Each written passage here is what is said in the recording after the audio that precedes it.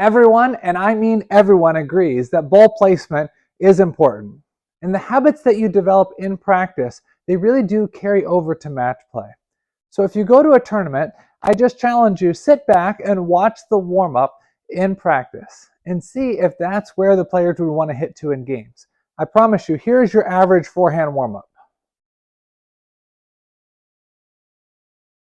That's your average forehand warm-up.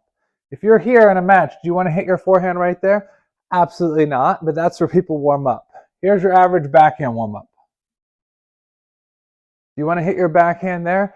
Absolutely not. Yet we're practicing some of the same things over and over and over that we actually want to avoid in match play. So today I'm going to talk about Power Pong robot training and how you can use your daily robot training to actually improve your placement in drills and then obviously improve your placement in match play. So, warm up. The Power Pong robot is shooting to your forehand. Where do you want to hit to? Ideally to the corner, or wider than the corner, or much wider than the corner. So there's different types of warm-ups you can do. One would be just hit all the balls directly wide, wide, wide. Or you could mix it up and you could say, hey, I'm going to hit 3 or 4 balls to the corner and then one wider than the corner. At all costs, you really want to avoid hitting your forehand there, and you really want to avoid hitting your backhand there. And unfortunately, like we talked about, that's where most people are hitting. What about during footwork? Where should you be hitting to? Well, you can change location, or you could hit consistently to one location. Let's say you're using Power Pong Omega and you're doing drill number 6. So you're going to do drill number 6, and that's going to give you first ball, second ball, third ball, fourth ball. So 2 balls to the backhand and then 2 balls to the forehand. One that I like to do on this is I like to hit these balls wide and these balls straight, hitting all the balls here. And then I like to change it up with 10% of the time, surprise deep to the middle or surprise to the wide forehand. So 90% I'm targeting going to the very, very deep backhand, and then 10% I'm changing.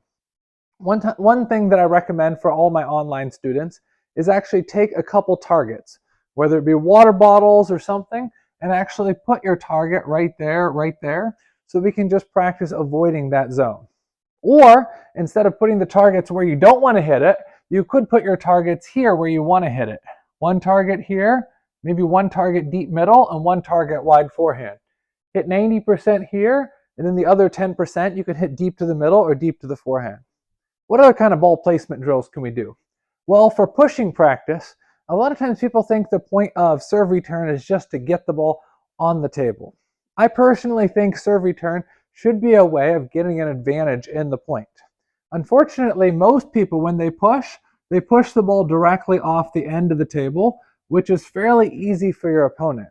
So if somebody serves short and you want to push long, the most effective long pushes are off to the sides of the table. So the robot will give you any short serve here and practice pushing off the side and off the side. So some people interpret that as just cross court. Well, not necessarily. If the robot serves short to your forehand, sure, you could go this way. That would be the sharpest, but you can also go this way. Same thing for here. The robot serves short here. You need to be able to push wide here and wide there. You really want to avoid pushing off the ends of the table for any long push. For a long push, it should really usually be off the sides of the table. People say, okay, I get it. So if I push off the side, it makes it more difficult for the opponent, then the opponent will miss. Kind of. I mean, that's kind of like a low-level mentality. A higher-level mentality would be, I'm going to push off the side of the table. He's going to chase it down. He's going to get it, but he's off balance and he's lost the timing. And so I get a tactical advantage in the rally, and then I can hit the next ball here. He's off the table. I can work the next ball here. He's off the table. He lobs, and then I get my forehand in play. So a higher-level mentality would be not just I'm going to place the ball to win the point, is I'm going to place the ball to get a weaker shot, maybe an off-timing shot from the opponent, so I can keep applying the pressure. And if you think in terms of that, then your game will structure more as far as I'm syncing this shot with the next shot with the next shot, as opposed to I'm going to push wide and he's just going to drop over. Game situation. What kind of game situation drills can we do with the Power Pong Omega? Really, we can do like anything, okay? We'll call it like an 8-ball sequence. It gives you a short variation serve anywhere, and then let's say 7 topspin balls random anywhere. Okay, so an example for this might be, I'm going to play the short serve with a deep flip to the backhand, and then I'm going to play all these balls down the line, and I'm going to play all these balls down the line. So I'm basically playing from the inside of the ball. All my forehands are going deep to the backhand, and all my backhands are going deep to the forehand. That's another way that you can work on ball placement. Who has the best ball placement in the world of table tennis? Well, Mima Ito actually has one of the best ball placements. And how does she develop this? Well, Akifumi Hamakawa, who actually used to be here in Ohio, he used to be her personal practice partner, one of her two personal practice partners, and he said during multi-ball sessions, this is when she would work on ball placement. Push here, flip there. Flip here, loop there, loop there, loop there, loop there. So she would push the limits on ball placement during multi-ball. Why is multi-ball really ideal? Because the ball doesn't have to come back because you're hitting another ball. Same principle applies to robot training. It's hard to push the limits in match play with any level of consistency if you haven't done it in practice. So you can really push the limits in practice to go sharper angles, go wider, go faster, go deeper than you thought was possible. Why? Because the robot doesn't care, it just keeps bringing the ball back. If you have any questions about ball placement, feel free to shoot me a message. Also, we've got a lot of great content on our new website, powerpongrobots.com. So make sure you go to powerpongrobots.com for all the latest updated information about PowerPong robot training.